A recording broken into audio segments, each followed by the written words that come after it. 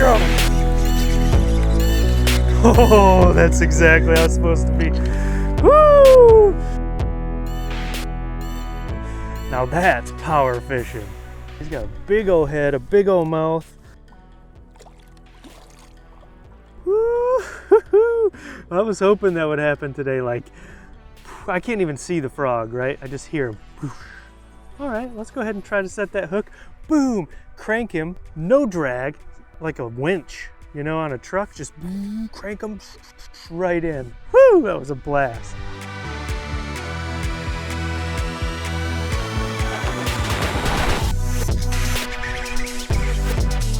Come on, winch.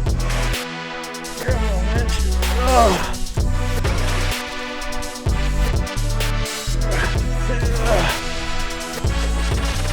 Oh, that's a big one too. Look at that mouth.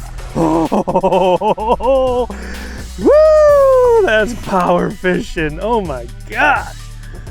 Right in the roof of the mouth. Double hooks. Look at that mouth, guys. Woo! 2.4 pounds. Decent. Oh my gosh, guys. Yes. That is the tank we've been looking for. Look how long that bass is. Skinny but long, up in them reeds, getting fat for fall.